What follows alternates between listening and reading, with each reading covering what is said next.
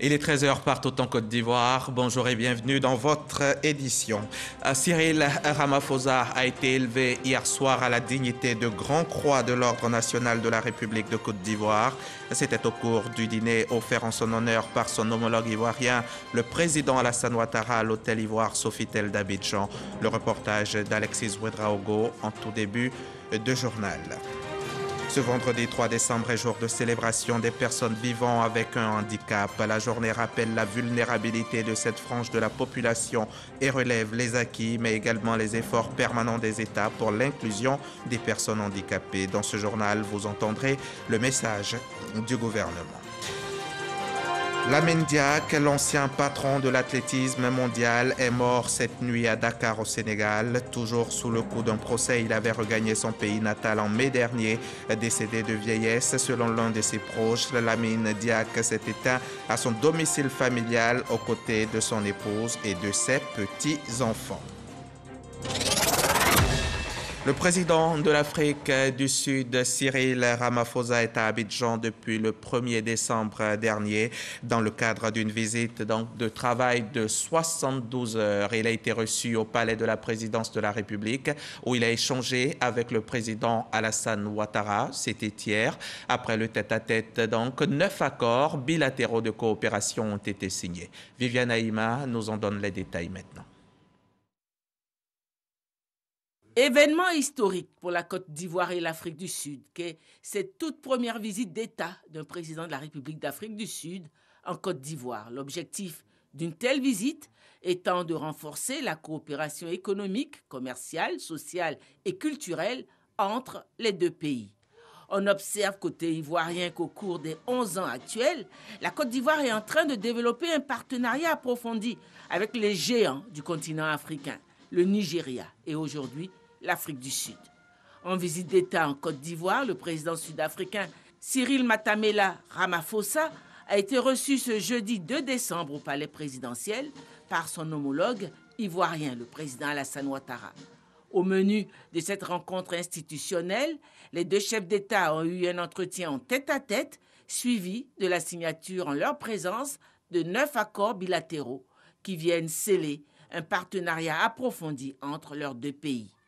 Ces 9 accords bilatéraux portent sur la coopération en matière de défense, sur la coopération dans le domaine de l'agriculture, coopération dans le domaine des services aériens, coopération dans le domaine de la promotion de la jeunesse, coopération dans le domaine des technologies de l'information et des communications, coopération dans les domaines de l'énergie, des mines, de la géologie et des hydrocarbures, coopération dans le domaine de l'emploi, accord dans les domaines de l'autonomisation des femmes et l'égalité des genres et mémorandum d'entente sur les consultations politiques.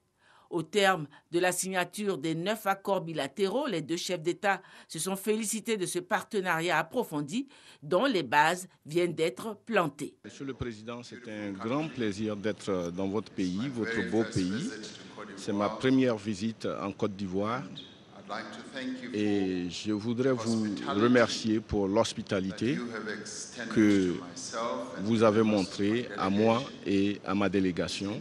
Je crois que ça a été un accueil chaleureux. Je crois que nous venons de conclure un engagement historique entre la Côte d'Ivoire et l'Afrique du Sud à travers nos discussions. Les deux présidents de nos deux pays ont posé un pas historique parce que c'est la première visite d'État de notre pays ici après l'établissement des rapports diplomatiques il y a de cela longtemps. Cette visite d'État vise à renforcer les coopérations bilatérales entre la Côte d'Ivoire et l'Afrique du Sud en vue de créer une relation stratégique qui va donc engendrer des bénéfices et avantages mutuels. Nous avons également discuté des opportunités de renforcer nos coopérations pour faire avancer les objectifs de l'Union africaine dans le domaine de la paix, de la sécurité et du développement. nous restons fermement attachés aux efforts en vue d'accroître et d'améliorer la paix en Afrique. Nous avons également discuté de la consolidation de la démocratie au niveau du continent, autour des principes de la Charte africaine, de la démocratie, des élections et de la gouvernance. Nous avons donc loué les efforts du président ivoirien et de sa population pour avoir donc accéléré le processus de réconciliation nationale. Nous nous sommes mis d'accord pour travailler sur les questions africaines internationales, sans oublier donc les efforts du Conseil de sécurité des Nations unies. Nous sommes très heureux de vous accueillir pour cette toute première visite d'État d'un président sud-africain en Côte d'Ivoire, après la mémorable visite du président Nelson Mandela en novembre 1991. Je voudrais aussi me féliciter de l'exemplarité de la coopération qui existe entre nos deux pays depuis de nombreuses années. Je voudrais profiter de votre présence en Côte d'Ivoire pour vous féliciter pour le leadership avec lequel vous conduisez votre pays, résolument engagé sur la voie du développement. Je salue les mesures efficaces que vous avez prises pour lutter contre la pandémie de Covid-19, ainsi que pour votre engagement en faveur de la vaccination, que ce soit sa mise en disponibilité, que la fabrication sur le continent africain.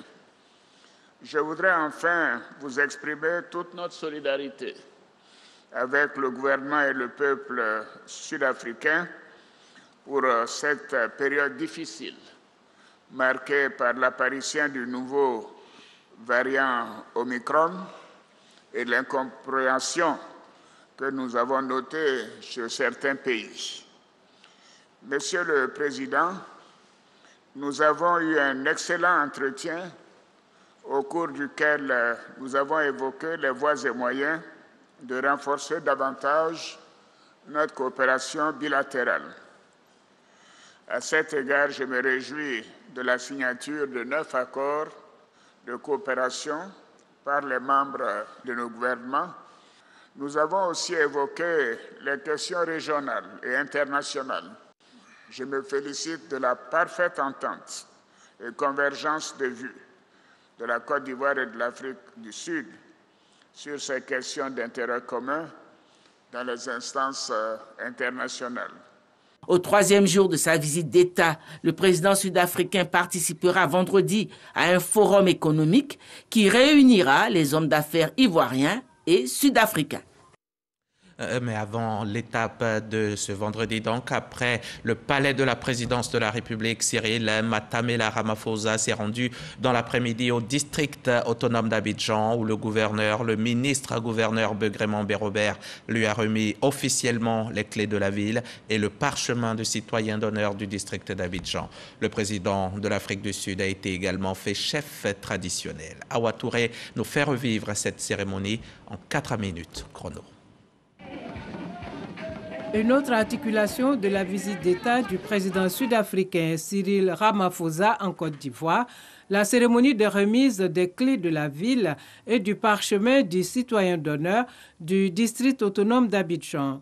Une cérémonie riche en couleurs pour honorer le chef de la nation arc-en-ciel à travers un aperçu du riche patrimoine culturel ivoirien. Le ministre-gouverneur du district autonome d'Abidjan, Robert Begremon, s'est dit heureux d'accueillir le président d'un très beau et grand pays qui est un symbole de réussite avant de relever l'excellence des relations de coopération entre la Côte d'Ivoire et l'Afrique du Sud. Excellence, Monsieur le Président, fort de tous les acquis entre la Côte d'Ivoire et l'Afrique du Sud, vous êtes donc sur vos terres, vous êtes ici chez vous. Notre pays, la Côte d'Ivoire, deviendra votre seconde patrie d'origine après l'Afrique du Sud. Vous avez vous serez ivoirien. Parce que, chef traditionnel, vous êtes dorénavant, Monsieur le Président, un des nôtres. Plus que hier, nous vous convions à considérer, durant toute votre vie, que les chefs traditionnels seront le noyau dur et indissoluble du soutien dont vous aurez besoin. Désormais citoyen d'honneur du district autonome d'Abidjan, le président Cyril Ramaphosa a reçu des mains du ministre-gouverneur Begré Mambé les symboles de cette distinction, les clés de la ville et un parchemin. Le président Ramaphosa a par ailleurs été fait chef traditionnel dans la génération Doubo et la catégorie Djéou. Son nom de règne, Dousanwo, le guerrier intrépide. Après avoir signé le livre d'or du district autonome d'Abidjan, le président sud-africain s'est réjoui de tous les honneurs qui lui ont été faits. Je suis vraiment ému par cet honneur. Je crois que la cérémonie d'aujourd'hui est remplie d'émotions. Et je crois que les membres de ma délégation également sont touchés. Et c'est la première fois que je viens en terre ivoirienne. Et je crois que j'en ai rêvé. Et aujourd'hui, je suis à Abidjan parce que j'ai écouté et entendu beaucoup de belles histoires. Aujourd'hui, j'ai la mienne à raconter. Merci d'avoir fait de moi citoyen ivoirien et chef traditionnel. Et nous ferons en sorte que nos leaders traditionnels soient informés en Afrique du Sud, parce que nous avons également la Maison des Rois et chefs traditionnels. Et lorsque le président Alassane Ouattara visitera l'Afrique du Sud, nous ferons la même chose au président. Le président sud-africain a par ailleurs relevé que cette cérémonie majestueuse montre que la Côte d'Ivoire et l'Afrique du Sud ont les mêmes traditions. Il a pris l'engagement de recevoir les chefs traditionnels qui sont désormais ses collègues en Afrique du Sud dans la pure tradition africaine. Le président de l'Afrique du Sud, Cyril Ramaphosa, est donc à Abidjan depuis le 1er décembre dernier dans le cadre d'une visite de travail de 72 heures. Après deux premières journées bien remplies, le président Alassane Ouattara a offert un dîner hier soir à son illustre hôte, un dîner aux allures de fête, un dîner de gala qui s'est tenu à l'Hôtel Ivoire Sofitel d'Abidjan. Alexis Ouedraogo était sur place, mais uniquement pour le reportage.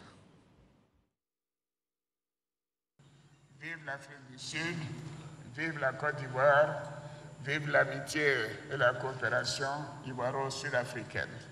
Voilà. Un dîner sous le sceau de la fraternité.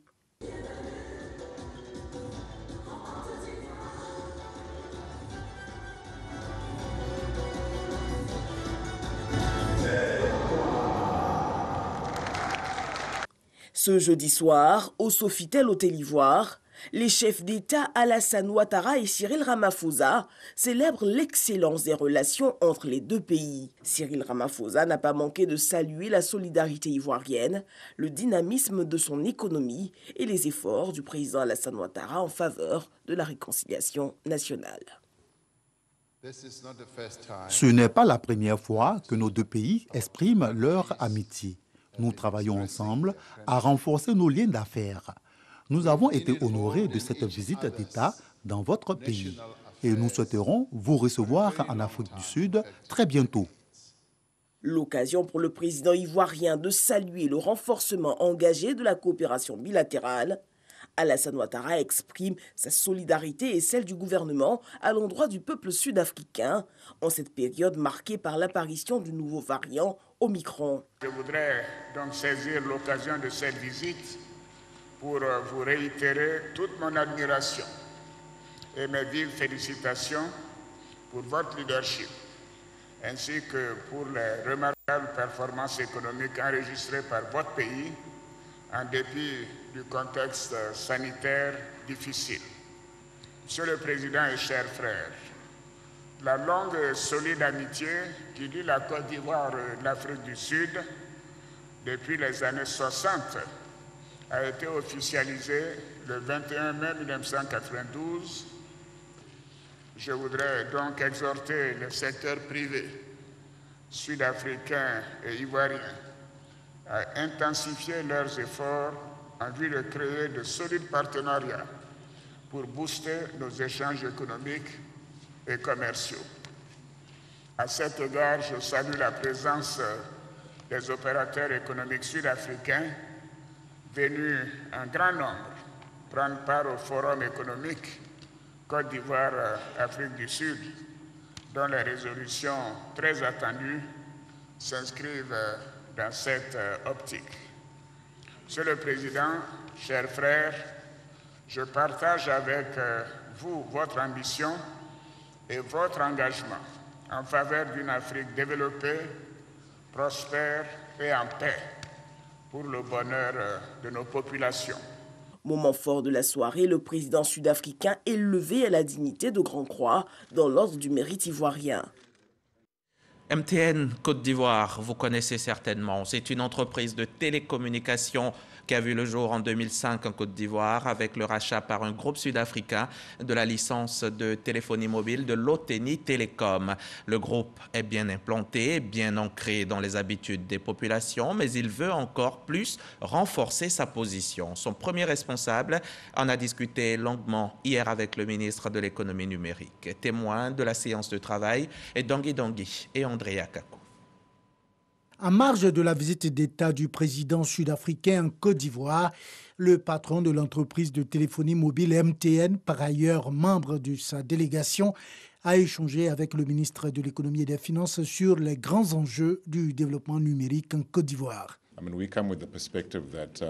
Nous sommes ici dans la perspective d'accompagner le développement numérique de l'Afrique.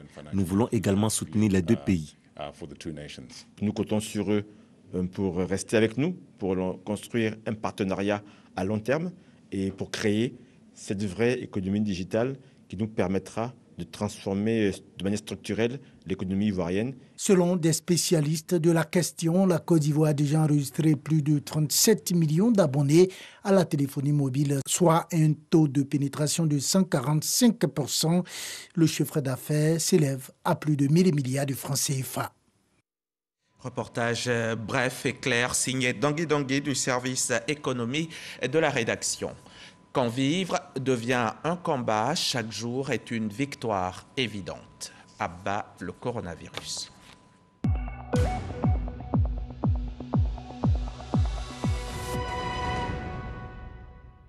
Quel est le point de la situation Covid en Côte d'Ivoire ? Un mort de plus enregistré hier. Encore un mort en plus des 704 décès que le pays comptait déjà jusque-là. Dans la même journée d'hier jeudi, on a noté 17 nouvelles contaminations. 61 775, c'est le nombre total de personnes touchées par le SARS-CoV-2 depuis mars 2020. À l'heure où je vous parle, les cas actifs sont au nombre de 248 et vous pouvez toujours contacter le 143 ou le 101 pour toute information. Je demande instamment à tous les pays de mettre pleinement en œuvre la Convention relative aux droits des personnes handicapées, d'accroître l'accessibilité et de supprimer les obstacles juridiques, sociaux et économiques. Des mots prononcés par le secrétaire général des Nations Unies en ce vendredi où l'on célèbre la Journée mondiale des personnes handicapées, journée organisée tous les 3 décembre depuis 1992 afin de les soutenir. On écoute le message du gouvernement ivoirien. L'inclusion des personnes vivant avec handicap et leur participation effective au développement économique et social de la Côte d'Ivoire. L'engagement pris par le gouvernement est réaffirmé à la faveur de la célébration de la journée consacrée à cette frange de la population. Selon le recensement général de la population et de l'habitat de 2014, 453 453 personnes sont en situation de handicap. À ce jour, près de 687 enfants handicapés, sensoriels répartis dans 13 localités, ont pu avoir accès à l'école ordinaire. En matière d'emploi, il faut rappeler que, conformément à ses engagements internationaux, le gouvernement ivoirien a autorisé le recrutement de personnes handicapées à la fonction publique. Au titre de l'année 2021, ce sont 200 personnes qui ont ainsi été recrutées. À ce jour, ce sont 1706 personnes en situation de handicap qui bénéficient d'un emploi décent et stable, leur permettant ainsi de retrouver toute leur dignité en tant qu'acteurs du développement de leur pays. Les personnes en situation de handicap ont été durement touchées par la crise sanitaire due à la COVID-19. Et même si le plan de riposte sanitaire contre la COVID-19 mis en place par le gouvernement leur a permis de bénéficier d'un appui en matériel de protection, de vivre et non-vivre, le ministre en charge de la protection sociale reconnaît que beaucoup reste à faire. Adama Kamara invite les personnes vivant avec handicap à garder espoir. Les orientations du Programme national de développement 2021-2025, dénommé Côte d'Ivoire solidaire, tel qu'initié par le chef de l'État, son Excellence Alassane Ouattara, et mis en œuvre par le Premier ministre, chef du gouvernement, M. Patrick Hachi, constitue un réel espoir pour les personnes vulnérables en général et les personnes en situation de handicap en particulier. C'est tous ensemble, avec l'implication des uns et des autres, y compris la participation effective des personnes en situation de handicap elles-mêmes, que nous réussirons à relever tous les défis que nous impose l'évolution du monde et renforcer le rayonnement d'une Côte d'Ivoire toujours plus solidaire. Les personnes en situation de handicap bénéficient d'une protection juridique. En leur faveur, une loi visant leur accès à l'emploi et garantissant le droit au reclassement professionnel des travailleurs devenus handicapés. En matière d'assistance sociale, un numéro vert, le 142 Allo Handicap, est ouvert pour signaler tout abus ou situation de détresse. Et vous n'avez pas besoin d'être handicapé pour être différent, car nous sommes tous différents. Tous différents, mais tous concernés et tous invités à la fête de Ebeb ou la fête du patriarche. C'est à Dabou, à une cinquantaine de kilomètres d'Abidjan, et c'est prévu du 11 au 18 décembre prochain. Préparez-vous à faire le déplacement et quand vous y serez, vous comprendrez le mode de gouvernance démocratique en pays Adjoukrou. Le président du comité d'organisation en a donné un avant-goût aux journalistes. Sephora Zegui a pris quelques notes. On va l'écouter. Du 11 au 18 décembre prochain, Nouvelle-Osrou, un village situé à 20 km de Dabou, va célébrer la fête de Ebeb. La fête d'Ebeb est une fête de passation de pouvoir qui organise donc l'organigramme ou le mode de fonctionnement du pouvoir en pays Adjoukrou. Cette fête consacre la prise du pouvoir en pays Adjoukrou. Elle investit comme détenteur du pouvoir exécutif et suprême pendant une période de 8 ans non renouvelable tous les individus membres d'une même classe d'âge. Tout Adjoukrou, garçon ou femme, appartient à ce qu'on appelle à une génération. Les générations sont au nombre de 7 dans le pays Adjoukrou. Et dans chaque génération, nous avons 3 classes d'âge. De façon générale, tous les postulants ont un âge qui varie entre 68 et 78 ans.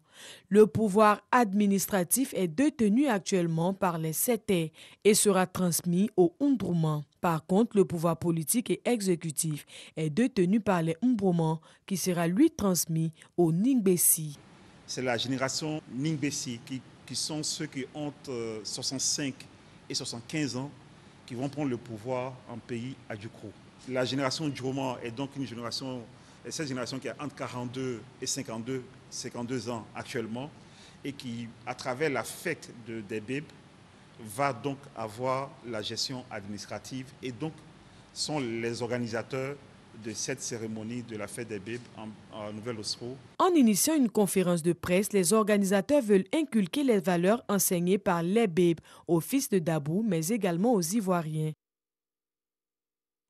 Et parlant de prise de pouvoir, on va s'intéresser en cette mi-journée à la CEI, la Commission électorale indépendante qui vient de boucler un cycle électoral. Mars 2020, révision de la liste électorale. Fin octobre, c'était la présidentielle, suivie des sénatoriales partielles et des législatives en mars 2021. C'est l'heure donc pour l'institution de se poser et faire un point, un bilan de ses activités. Dans ce sujet donc que nous propose Sidonie Davila, vous entendrez les populations, la société civile et des responsables de partis politiques. Tous donnent leur point de vue au micro de notre reporter. 31 octobre 2020, présidentielle. Une élection marquée par le boycott d'une partie de l'opposition. La CEI a rempli vraiment sa mission. Le bilan n'est pas positif, donc c'est un bilan à corriger. 6 mars 2021, les législatives verront la participation de la quasi-totalité des formations politiques.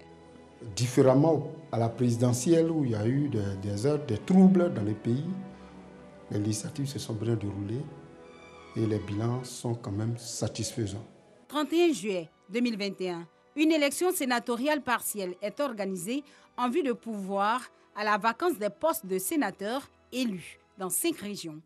Il y a eu des efforts qui ont été effectués, mais c'est possible de faire mieux. Le cycle électoral des élections générales s'achève avec une note de satisfaction pour la Commission électorale indépendante, CEI. Ma plus grande satisfaction vient des deux côtés, aussi bien de la part de mes collaborateurs et collègues, et ensuite de la part de la population. Nous l'avons constaté à travers les élections législatives, où il n'y a pas eu de heurts majeurs. Ça veut dire que la population commence à intégrer l'élection comme étant le seul moyen pour désigner leurs représentants dans les activités politiques. En même temps, nos collaborateurs, ils se sont appliqués, ils ont fait de sorte à faire preuve d'impartialité dans l'exécution de leur mission. Et ça, c'est l'une de mes satisfactions. CEI, société civile, partis politiques, tous à Yamoussoukro font le point. Le président de la CEI est un bon technocrate, il est un bon juriste, il défend bien. Lorsqu'il est sur les plateaux télé, il séduit, mais dans la pratique, malheureusement, on peut le dire ainsi, l'opposition a été vraiment mise à l'écart. Nous avons vu qu'il y a le PDCI, qui est mon parti, qui a eu même à porter plainte au niveau de la CEDEAO sur le fait que la composition de la CEI est à leur désavantage. À l'image de la feuille de route qui lui a été octroyée, on peut dire que bon, ils ont réussi leur pari, mais au regard des règles du jeu, nous disons que la commission électorale, le travail n'est pas satisfaisant. Et dans ces conditions, il était difficile de participer à ces élections. Donc nous n'avons pas pu participer à l'élection présidentielle. Les points de vue sur le bilan de l'institution divergent. Je suis très à l'aise pour avoir participé au dialogue politique. Et nous avons eu des points de convergence, de nombreux points de convergence, dont l'organisation des élections. Toutes les dispositions avaient été prises. Donc la commission électorale indépendante a été à la hauteur. S'il y a eu des troubles, ce n'est pas le fait de la commission électorale. Le président Bédi était candidat, mais volontairement il a refusé de compétir. Le président Afinguessa était candidat. Il a volontairement refusé de compétir. Ce n'est pas la faute de la commission électorale indépendante. Vous avez vu qu'au sortir des élections législatives, le climat politique s'est apaisé de lui-même. Parce que tout le monde y est allé et tout le monde a vu sa valeur. Mais personne ne peut accuser la commission électorale dans ce qui s'est passé. Il y a eu présentation des gens des candidatures aux populations. Les populations ont réagi. Chacun a accepté les résultats, comme je le disais. Donc c'est un paramètre pour mesurer, n'est-ce pas, la fiabilité de cette commission électorale qui a conduit les derniers processus électoraux. La CEI, convaincue de ses forces, mais aussi de ses limites, annonce plusieurs autres mesures. Au niveau même de l'organisation pratique de la réception des candidatures, par exemple, nous avons souhaité que cela se fasse dans le délai requis et que les candidats, lorsqu'ils viennent, qu'ils viennent avec l'ensemble des pièces requises pour être reçus. Et pour relever le défi d'une CEI crédible et transparente, l'institution entend associer tous les acteurs privilégiés pour leur permettre d'exprimer leurs attentes. La liste électorale n'est pas actualisée tous les ans.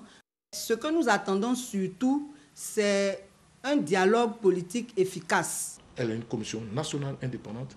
Elle doit le demeurer et rester loin de la politique.